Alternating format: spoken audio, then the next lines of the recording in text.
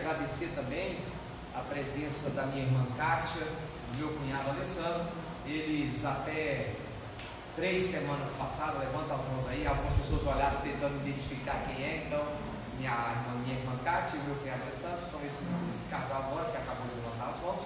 Eles até recentemente estavam morando na Suíça, mas retornaram, quer dizer, nem vou usar a expressão porque já tem mais de 20 anos que a minha irmã não mora aqui no Brasil. Então na verdade vieram agora de fato para morar no Brasil.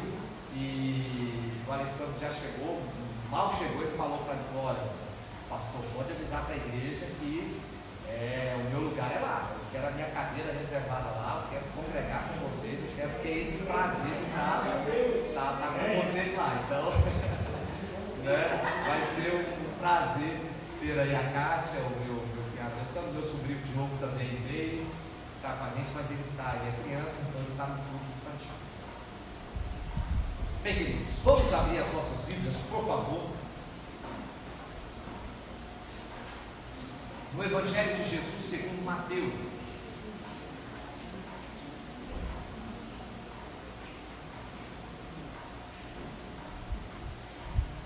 Evangelho de Jesus segundo Mateus,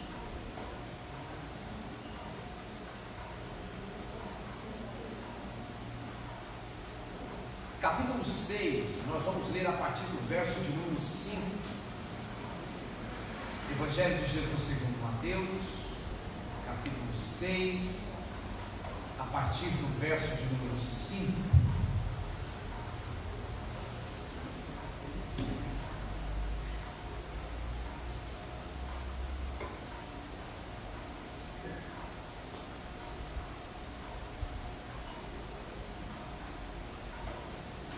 Assim diz o texto.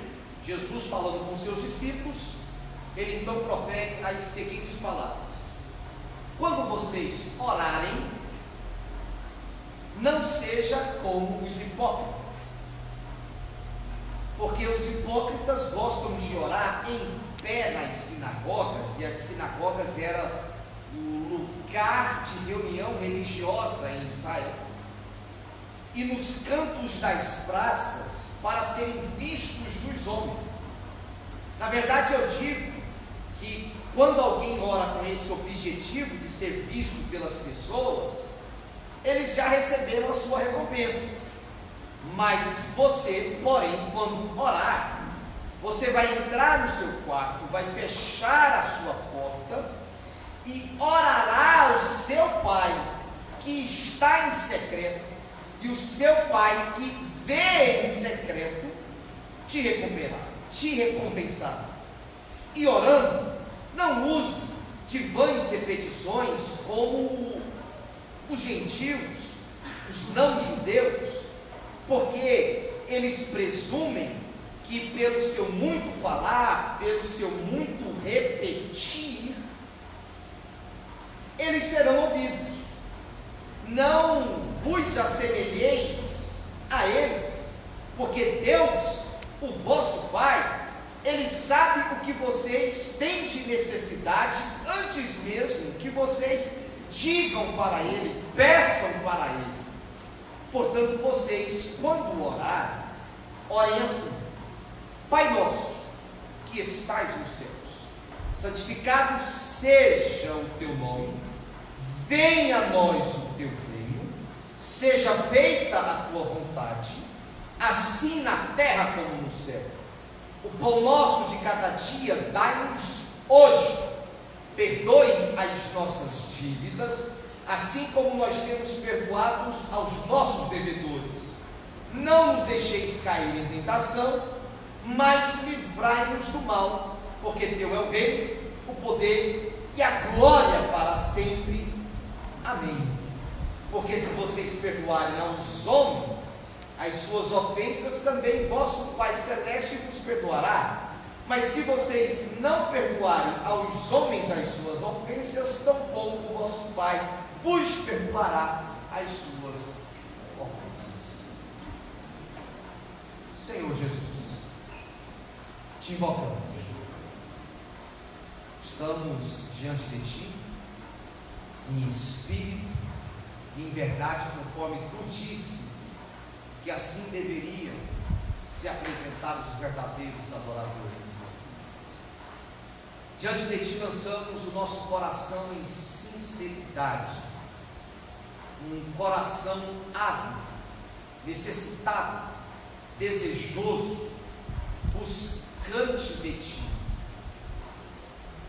buscante por discernimento, por entendimento, por sabedoria, pela palavra que vem do Senhor, pelo Espírito do Senhor, pela raiz da vida, e pedimos que essa raiz da vida se plante em nós e possa dar frutos de arrependimento.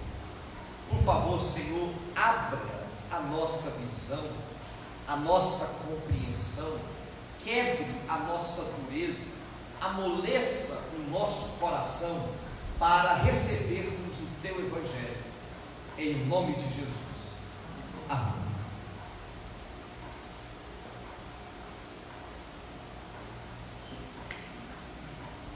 A oração que Deus deseja é o tema da nossa mensagem nessa noite.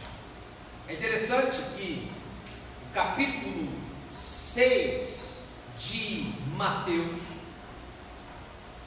ele inicia com uma denúncia de Jesus. A justiça própria, que nada mais é a tentativa humana de, através dos seus méritos, buscar a salvação. Então Jesus denuncia esse comportamento humano. Jesus ele faz uma denúncia a etiquetas imorais que se fundamentam na aparência, na visibilidade exterior, na aparência para fora, para os homens. Ele então passa a fazer também esse tipo de denúncia. Jesus ele denuncia nesse capítulo 6 aquilo que nós chamamos de etiquetas, de pseudos e supostas piedades, que nada mais é do que práticas, entre aspas, virtuosas humanas, mas que na verdade tem um fim de se vangloriar, como é aquela pessoa que, por exemplo, dá esmolas para ser vistas, para ser recompensada pelos homens, para receber glória dos homens, para ser honrada pelos homens. E Jesus então denuncia também todas as construções de cenografias, todas as construções teatrais que muitas das vezes a religião constrói. No caso específico aqui era da religiosidade de Israel, como essa oração de aparência que muitos deles buscavam orar sempre nas sinagogas e nas praças em voz alta, não para buscar uma intimidade com o Pai, mas para serem vistos pelos homens, de modo que essa oração não era uma expressão de relacionamento e intimidade com Deus, mas era uma mecanicidade, era um ritual, era apenas uma prática para fora, mas naquilo que se diz verdade como verdade deve ser nua e crua, eles não tinham absolutamente nenhum relacionamento com Deus, porque eles buscavam aparência.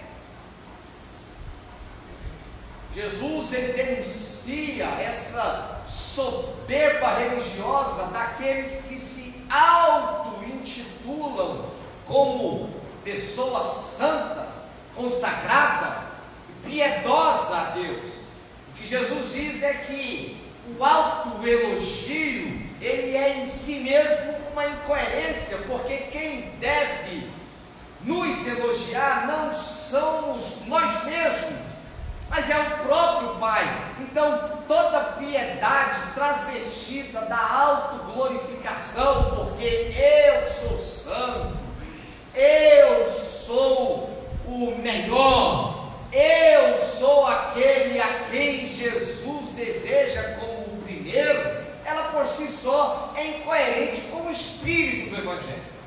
Então Jesus, ele no capítulo 5, capítulo 6 e até no capítulo 7 de Mateus, ele vai fazendo denúncias a uma religiosidade humana falida e que precisava de ser restaurada como verdadeira espiritualidade. E um desses temas da religião, da espiritualidade que Jesus trata no particular, é exatamente a oração. E é sobre ela que nós desejamos falar aqui nesta noite e tratar de uma forma mais pormenorizada, mais específica sobre o que de fato Deus deseja a respeito da oração. E aí, sobre oração, Jesus ele fala de um princípio que é o princípio de uma espiritualidade para Deus e não para os homens. Daí porque ele condena os hipócritas, porque os hipócritas gostam de aparecer. Os hipócritas na sociedade, eles querem ter a sua expressão dignificada, honrada. Por isso, eles não perdem nem sequer a oportunidade de fazer um marketing pessoal com Deus. Eu estava alguns dias atrás brincando na nossa escola bíblica sobre algumas expressões de oração que alguns pastores fazem diante de Deus. Eu vi um dia um pastor orando diante do Senhor, e aí ele vai orando, e no final da oração, ele diz assim: Senhor Jesus, abençoa essa pessoa, porque quem está falando é o pastor fulano de tal. Então, olha com quem você está falando, olha com quem você está conversando, hein? Pensa muito bem no que você vai fazer, porque você está falando comigo. Não é eu que estou falando contigo, não. E oração, obviamente, ela não é uma cenografia. E ela não leva nada em consideração a não ser Deus em você. Então essa é a primeira advertência de Jesus. Você não ora para aparecer, você ora para ser. A diferença, meus amigos.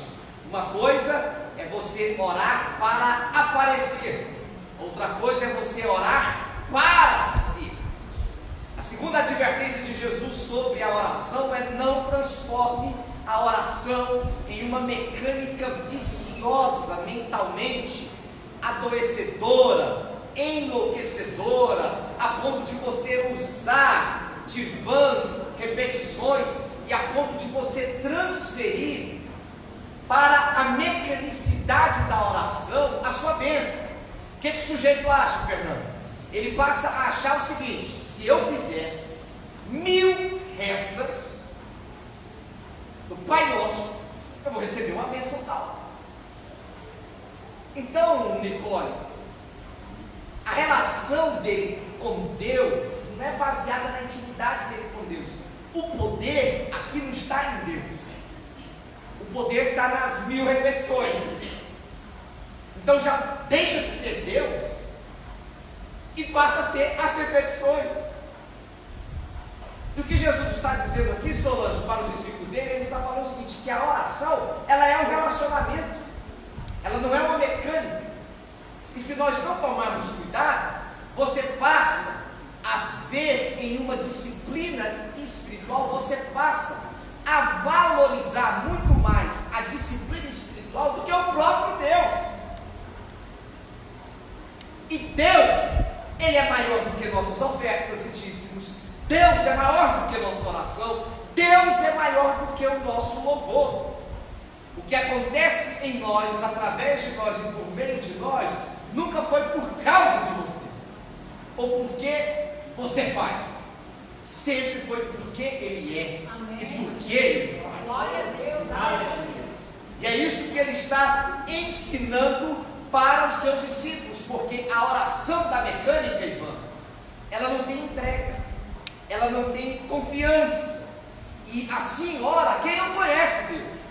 Assim ora quem presume que será ouvido pela quantidade de orações, como se Deus se curvasse diante de uma manta repetitiva. E aí Jesus veio então com a resposta para essa advertência, dizendo assim: Jaqueline, você precisa entender que o vosso Pai Celestial sabe do que você precisa, do que você necessita, antes mesmo de você orar para Ele. Então a finalidade da oração não é informar a Deus acerca da nossa necessidade. A necessidade, a importância da oração, a finalidade da oração é me informar acerca do que o Pai já sabe e do que Deus vai fazer em mim. Então eu não oro para fazer Deus agir. Tem gente que acha que oração é como se fosse um botão de tomada. Se você orar, você liga a ação de Deus, como se Deus fosse meu garçom, como se Deus fosse meu servo, como se Deus fosse meu escravo, como se Deus fosse meu bichinho de estimação. Então, oração aqui para Jesus não é para você acionar Deus. Oração para Jesus é para você aprender o processo que Deus está fazendo na sua vida. Então você não ora para mudar Deus, para Deus agir. Você ora para que você mude e para que você haja de acordo com o que Deus deseja. Amém. Glória a Deus. Então, oração é para nos transformar. Aleluia. Você ora para ser transformado. Você ora porque quando você está aflito, você precisa se acalmar. Você ora porque quando você está angustiado, você precisa ter mais paz. Então você ora não é para mudar Deus, porque Deus é Deus e Deus conhece o seu coração, sabe do que você precisa e sabe do que você necessita. Mas você ora para dizer: Pai, eu confio no Senhor, mas ultimamente eu tenho tido tanto medo, ultimamente eu tenho tido tanta desconfiança, tanta insegurança, e eu quero pedir ao Senhor que o Senhor acalme meu coração, porque eu sei que a minha bênção e a provisão do Senhor, o Senhor já me deu. Amém. Glória a Deus. Glória a Deus. Então você ora para você aprender a lidar com as circunstâncias. Amém. Feita essa introdução, dessas advertências que Jesus faz, aí sim ele começa a falar sobre oração. E aí já não, ele diz assim: portanto,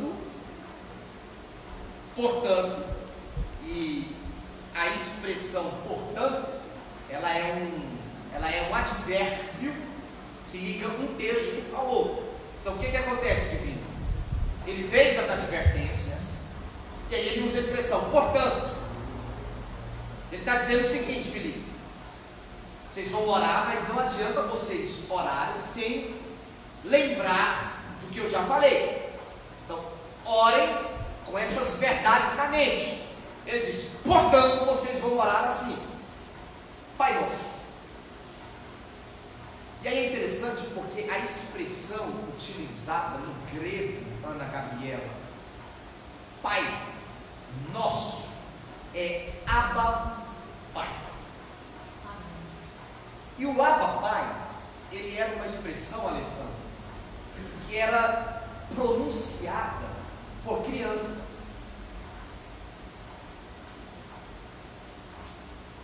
Então você tem várias formas de expressar a palavra Pai. A Nicole, por exemplo, com o Herbert, na medida em que ela foi crescendo, ela não, de primeira, ou da noite para o dia, falou assim: Pai. Ela vai balbuciando a expressão Pai. Quem é pai e mãe sabe como se dá esse processo. Então é um pai.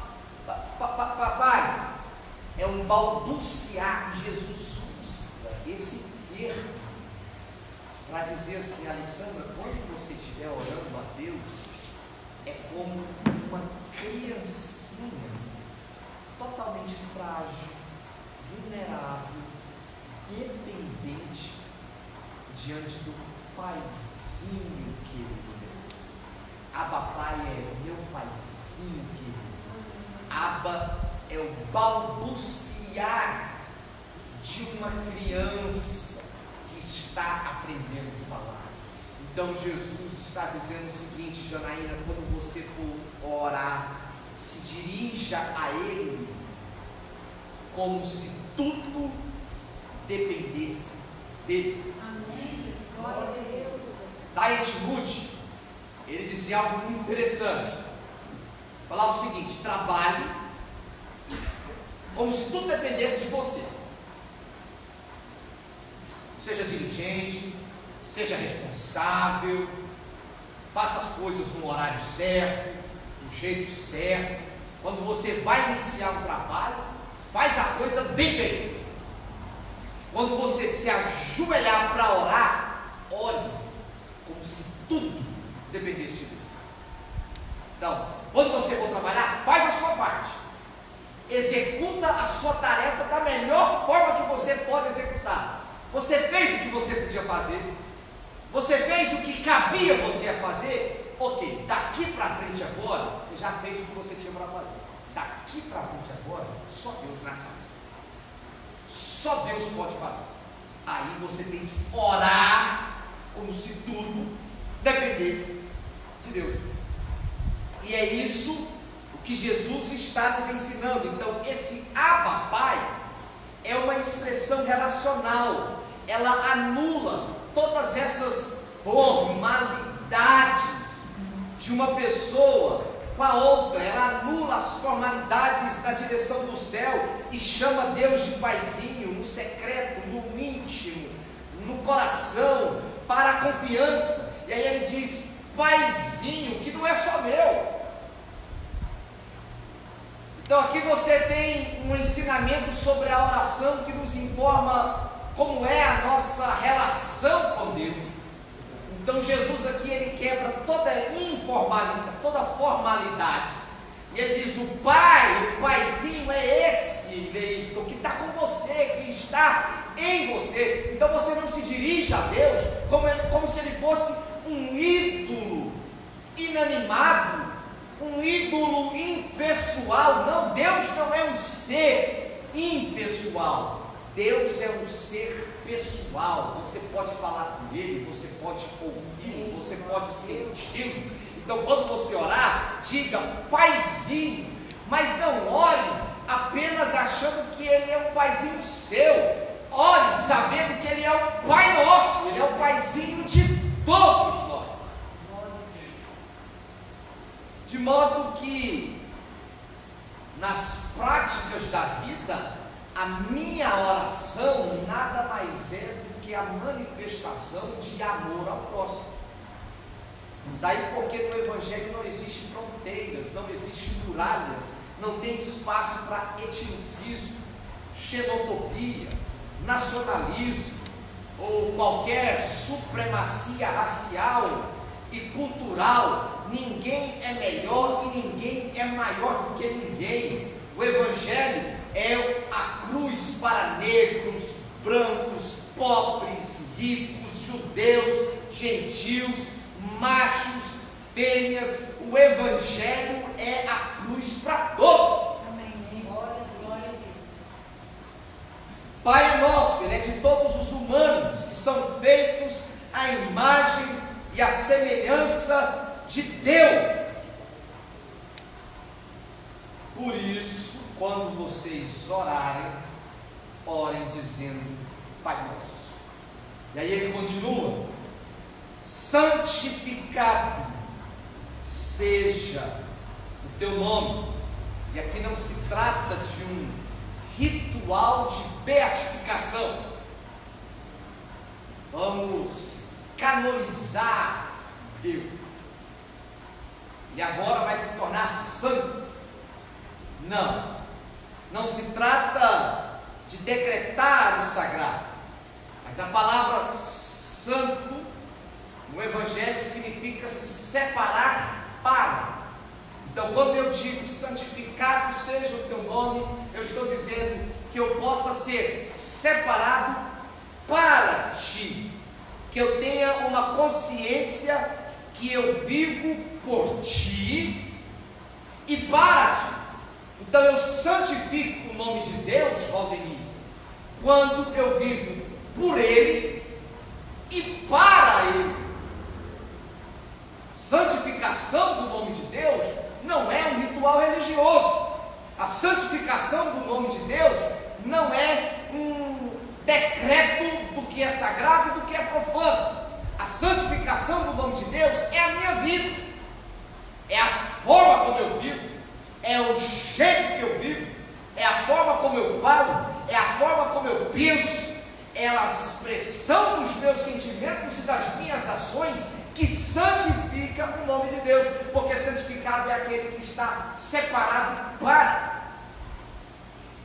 E essa é a reflexão que nós devemos carregar conosco mesmo. Eu fui santificado para quem? Para o quê?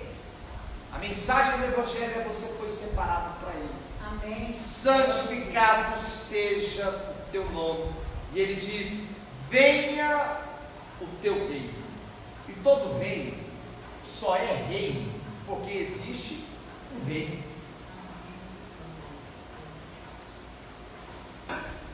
Você já viu algum reino sem reino?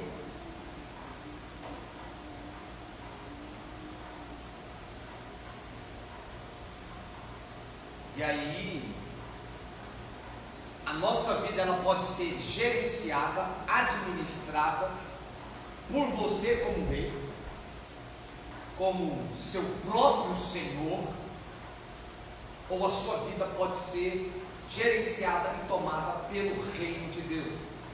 Há uma expressão popular que a gente usa quando alguém se acha autossuficiente, e nós utilizamos a expressão, Kátia, no seguinte sentido: fulano acha que tem um rei na barriga, porque fulano acha que pode todas as coisas, não é isso, meus amigos? Então fulano acha que tem um rei na barriga. Você acha que você é o Senhor de si mesmo. É interessante porque existe um reino, e se existe um reino, existe um rei. E se existe um rei, existe súdito. A verdade que o Evangelho apresenta é que ninguém é livre. Todos nós servimos alguém. Todos nós somos servos de alguém. Ou você é servo das suas próprias vontades, e aí você é escravizado por elas, e quando você é servo das suas próprias vontades, Paulinha, você passa a viver escravizado pelo pecado, porque a sua vontade ela é enganosa, a sua vontade ela é carnal, e a nossa carne, ela milita para não satisfazer a vontade de Deus. E aí Jesus diz: ao invés então de você, Antônio, viver como um rei na sua barriga, fazer o que você quer, viver do jeito que você quer, e portanto você não vai fazer o que você quer, você na verdade vai fazer o que a tendência pecaminosa do seu coração quer, que é te afastar cada vez mais de Deus. Viva segundo a vontade de Deus, porque o pecado ele te escraviza. Agora a nossa relação com Deus ela não é uma relação escravocrata. Deus não nos escraviza, muito pelo contrário. Deus é aquele rei que não trata os seus súditos como servos. Mas sabe o que é que diz Ibaná, o Evangelho? Agora já não vos chamareis mais de servos, mas vos chamarei de amigos. É o único reinado em que um rei chama os seus súditos e trata os seus súditos como amigos, como filhos. Amém. É o reino de Deus. Portanto, no reino de Deus, nós somos libertos e livres do pecado. Amém. Melhor é ser amigo de Deus do que ser amigo do mundo. Amém. Aleluia, glória a Deus. Porque sendo amigo do mundo, você vai ser escravizado pelo pecado. Mas sendo amigo de Deus, servo de Deus, você vai ser livre do pecado e salvo para a graça. Aleluia. Venha o teu reino. Então a expressão vir ao teu reino é venha o teu domínio. E aí ele complementa: se o reino vem, faça a tua vontade. Então que já não seja mais a minha, mas que seja a tua vontade. Que a tua vontade seja aqui na terra como é no céu. É você imaginar o céu na terra e viver como se a terra fosse o céu. Essa vida que você leva se assemelha mais com o céu ou com o inferno? O sujeito diz assim: minha casa está um inferno.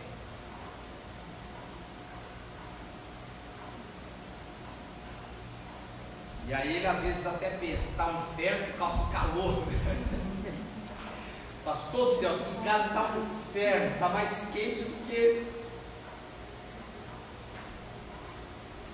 Mas o inferno não é a ausência de paz, é a ausência de alegria. Então a vontade de Deus não está sendo feita na terra como é no céu. O que está acontecendo é que você está vivendo aqui na terra como se fosse um inferno. E aqui Jesus nos ensina então: peça para Deus para que a sua vida aqui na terra seja parecida com o céu e não com o inferno. E ela vai ser parecida com o céu se a vontade de Deus for feita nela. Do contrário, ela vai se parecer com o inferno. Jesus continua: o pão nosso de cada dia dai-nos hoje. E aí ele nos ensina algo muito interessante, porque é primeiro a crença de que o meu sustento vem dele. Pão nosso significa suprimento de necessidade. É você, antes de sair para trabalhar, dizer: abençoa o meu dia. É você, antes de ir trabalhar, orar ao Senhor e falar: que o meu dia seja uma bênção, que eu volte para casa com a minha cesta cheia, que eu volte para casa com pão. Mas você crê que esse pão quem vai providenciar é Deus. Então, pão nosso de cada dia nos dai hoje.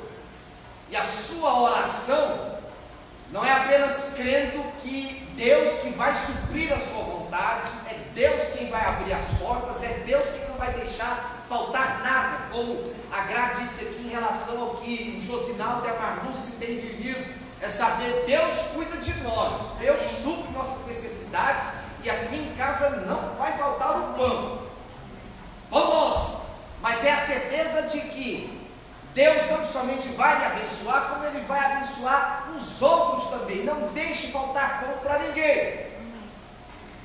Ele diz: o pão nosso dai-nos hoje.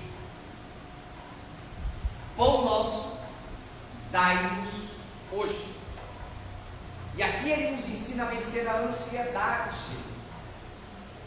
Sabe por que ele nos ensina a vencer a ansiedade, Jaqueline? Porque a ansiedade nada mais é do que excesso de futuro. Quando você está cheio do amanhã, preocupado com o seu amanhã em demasia, você não consegue viver o hoje. E aqui Jesus ensina uma lição, irmãos. Um dia de cada vez, Fernando. Hoje, ele não fala: o pão nosso de hoje, de amanhã, do mês que vem, do ano que vem, dai-nos. Fala: o pão nosso de cada dia, dai-nos hoje. E aqui ele nos ensina então a vencer a ansiedade, que é esse excesso com o futuro. Pare de se preocupar excessivamente com amanhã. Você nem comeu hoje e já está preocupado com o que vai ter no almoço de amanhã. Então Jesus está dizendo isso. Você está preocupado com a janta de amanhã, você nem comeu hoje. Então come hoje primeiro, forra o estômago hoje. E aí amanhã é amanhã, amanhã é amanhã, e amanhã você vai acordar e vai pedir o pão de hoje também. O Senhor me dê. Mas um dia de cada vez, calma. Desacelera essa ansiedade do seu coração, porque senão você vai morrer, meu irmão. Pão nosso de cada dia dá-nos hoje.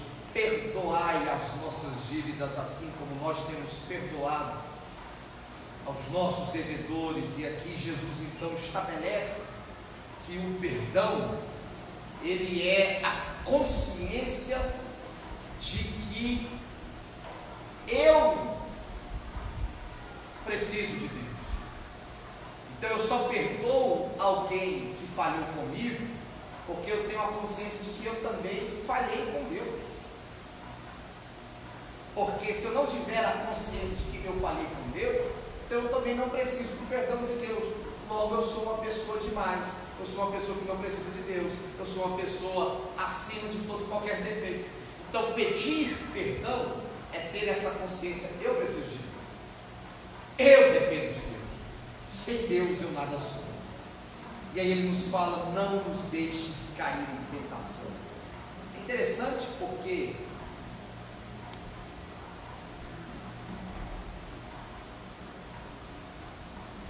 esse é um assunto que, do ponto de vista da perfeição e da santidade de Jesus, você talvez não imaginaria que ele trataria isso, utilizando e se incluindo na oração. Porque ele fala: não nos deixes. Então ele está incluindo ele, cair em tentação, para você ver o senso de humanidade de Jesus, a ponto de, mesmo ele sendo o Filho de Deus, sem mácula, sem pecado, sem mancha, um sacerdote perfeito, ele ora dizendo: não nos deixeis cair em tentação. E aí aqui, gente, ele expõe que a tentação, ela é uma realidade, e ela é uma realidade da qual nem ele podia fugir, porque inclusive ele também já foi tentado, tinha sido tentado. Ele fala: divino, você vai ser tentado.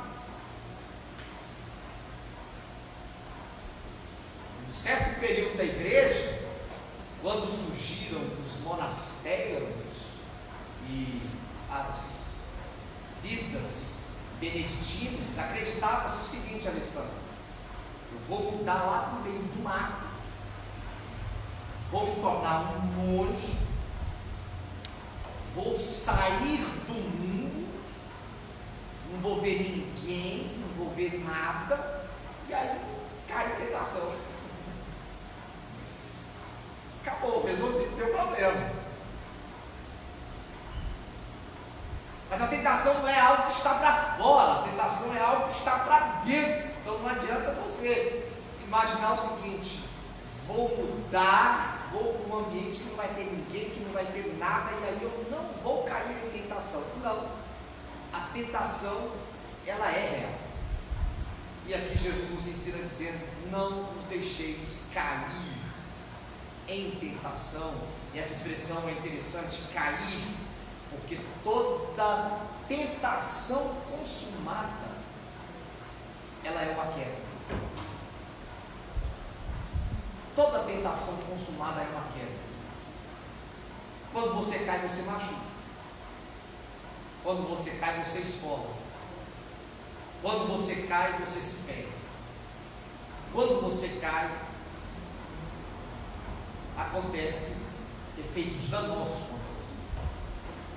E é por isso que ele diz: não nos deixeis cair em tentação, mas livrai-nos do mal. Livra-nos do mal. Eu e o Herbert, volta e meia, a gente sempre conversa um com o outro sobre a realidade da vida, a realidade do mundo espiritual, a importância de você ter discernimento, visão para a vida, porque essa é uma realidade que Jesus traz nos evangelhos, e ele diz: o mal existe, e ele pode te pegar. Por isso que ele diz: livrai-nos do mal. O mal existe. Existe um principado, uma potestade no ar.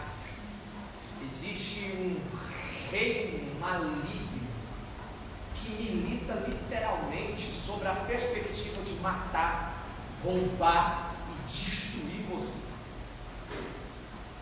de acabar com a sua vida. Nós estávamos esses dias com as adolescentes, a Ana Gabriela está aqui também, vai saber do que eu falei para todos esses adolescentes, do que nós pregamos para todos eles desde sexta-feira. Existe um ciclo, Ivan, da maldade. Mais do que isso, existe um espírito da maldade que tem tentado tornar as pessoas em coringas.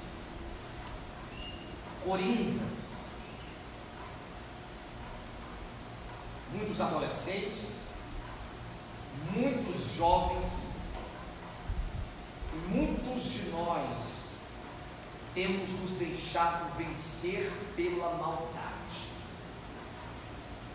e temos nos tornado maldosos, temos nos tornado pessoas odiosas, temos nos tornado agentes do mal, temos monstrificado a nossa própria alma, temos nos bestializado, temos nos tornado um monstro. Jesus disse que nos últimos dias isso seria algo tão palpável que filhos matariam pais, pais matariam filhos, e a maldade se multiplicaria a tal ponto que o amor de muitos se esfriaria. Eu não sou daqueles que gosta de dar entrevista para o diabo falar.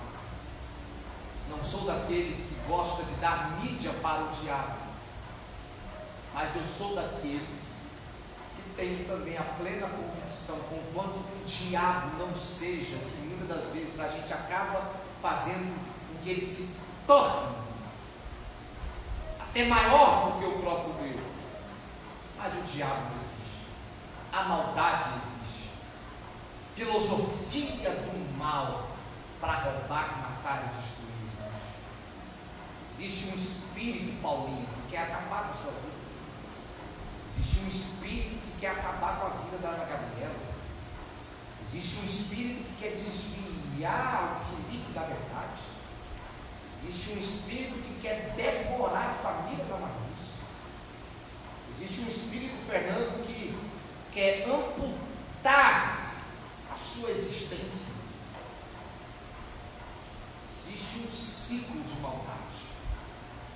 E a nossa oração é: livra-nos do mal.